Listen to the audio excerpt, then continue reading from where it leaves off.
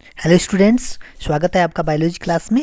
और आज हम आपको मानव जीनोम प्रोजेक्ट यानी ह्यूमन जीनोम प्रोजेक्ट के बारे में बताएंगे। ह्यूमन जीनोम क्या होता है, पहले हम आपको बताते हैं जीनोम क्या होता है। जीनोम होता है जो हमारा केंद्रक होता है, जो न्यूक्लियस होता है, उसके अंदर जो भी जेनेटिक मटेरियल होता है यानी आनुवंशिक पदार्थ जो भी होता है वो जीनोम में आता है। अब हम आपको बता रहे हैं कि जीनोम क्यों ज़रूरी है और इसकी स्टडी के लिए ये मेगा प्रोजेक्ट जो था, मानव जीनोम प्रोजेक्ट अपने आप में एक मेगा प्रोजेक्ट था। उसकी कुछ खास बातें पहले, इससे पहले कि मैं आपको बताऊं मेगा प्रोजेक्ट के बारे में, उसकी कुछ बहुत ही अमेजिंग फैक्ट हैं वो आपको बताने जा रहा हूँ। ये जो HGP था ये 1990 के दौर में जो है शुरू हुआ था और 2003 में ये प्रोजेक्ट जो है संपन्न हुआ था। 13 साल तक ये प्रोजेक्ट चला और इसमें कुछ खास बातें आपको बताएं कि अगर हम 1 ग्राम DNA अगर ह्यूमन के DNA को लें और उसको अगर हम स्ट्रेच करें DNA को, तो अर्थ से और मून तक जो है लगभग लगभग हम इसको 6 बार क्या कर सकते हैं, इसकी दूरी को क्या कर सकते हैं, नाप सकते हैं। इतना जो है स्ट्रेचेबल होता है ये। इसके अलावा जो है अगर मानव जीनोम का एक डाटाबेस बनाया जाए तो 3 GB डाटा इसमें होगा, DNA के अंदर जो इन्फॉर्मेशंस होती हैं।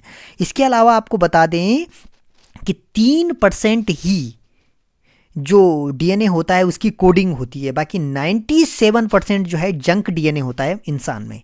इसके अलावा आपको बताएं कि 80% जो जीनोम होता है उसका भी कोई पता नहीं है कि वो किस तरीके से फंक्शन करता है। 99.9% जो है हमारा इंसान का जो जीनोम होता है वो समान होता है सभी जीवों का।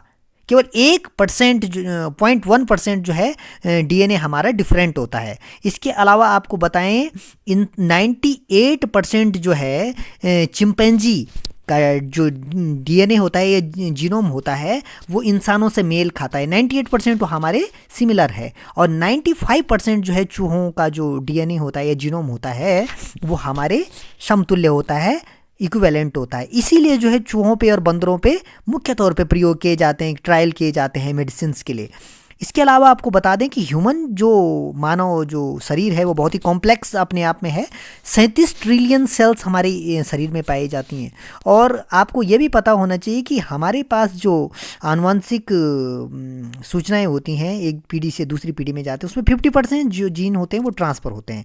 अब मानव जीनोम प्रोजेक्ट की कुछ खास बातें आपको मैं बता रहा हूँ, उसके लक्ष्य क्या थे मानव जीनोम प्रोजेक्ट के।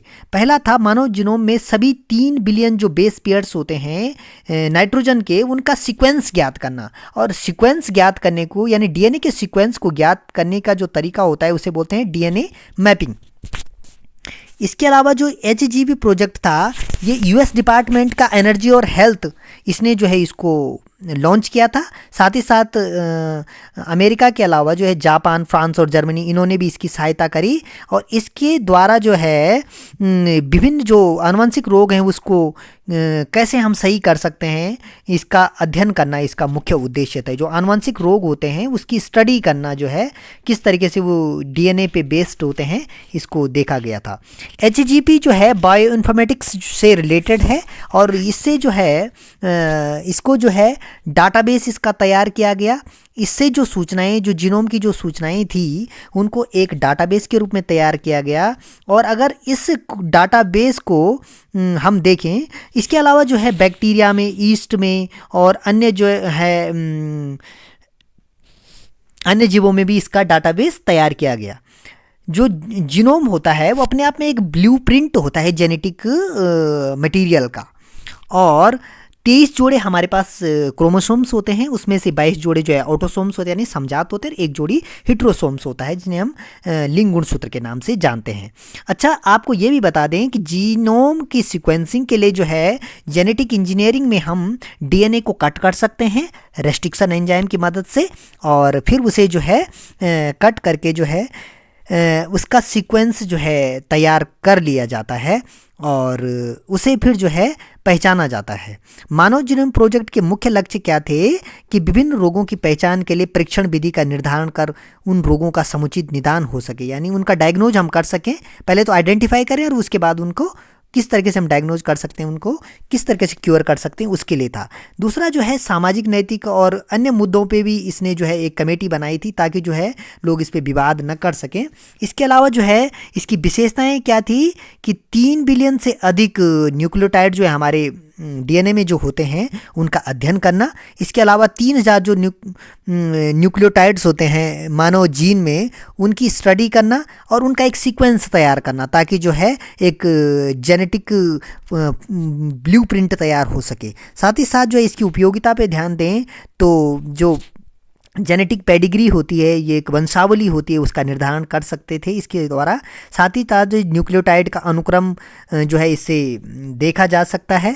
साथ ही साथ जो है मानव में जो आनुवंशिक रोग होते हैं उनका एक जो है प्रॉपर चैनल के तहत जो उनको देखा जाए, उनको समझा जाए और उनसे जो है एक स्पेसिफिक अगर जो आनुवंशिक रोग है उसके लिए, कोई डिजीज के लिए एक विशेष वैक्सीन या कोई भी दवाई बनाई जाए। साथ ही साथ जो है जीन थेरेपी जो है सबसे महत्वपूर्ण था, जिसमें कि हम जो कैसे जीन होते हैं, जो बीमारी वाले जीन होते हैं उन जीनों को हटाकर वहाँ पे हेल्दी जीन को इंट्रोड्यूस करना जो है जीन थेरेपी एक महत्वपूर्ण लक्ष्य था इसका। साथ ही साथ इसकी अन्य उपयोगिता क्या थी कि इसमें जो है विवादास्पद जो केस होते हैं डीएनए फिंगरप्रिंटिंग रिसीवर के द्वारा उसको सुलझ जाना, जैसे आसान बच्चों से रिलेटेड या अन्य ये डिस्प्यूट जो होते हैं या जो विवादास्पद केस होते हैं उनको सुलझाने के लिए ये बहुत ही कारगर और साबित बहुत सारी बातें जो है बहुत ही बड़ा मेगा प्रोजेक्ट जो है यूएस डिपार्टमेंट ऑफ हेल्थ और एनर्जी ने इसे जो लॉन्च किया था।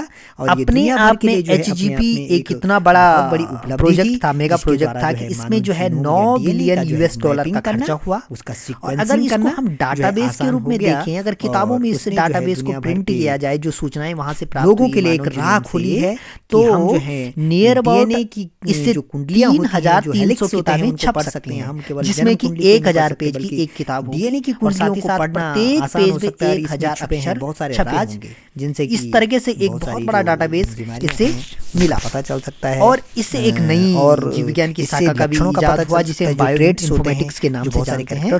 तो ये अपने आप में एक बहुत बड़ा जीन डाटाबेस था। इसके लिए जो है हाई लेवल के सुपर कंप्यूटर्स का प्रयोग किया, वन जीन वन एंजाइम जो जीनोम से रिलेटेड डाटा था उसका एनालिसिस किया जा सके और उसका विश्लेषण करने के बाद जो है उस पे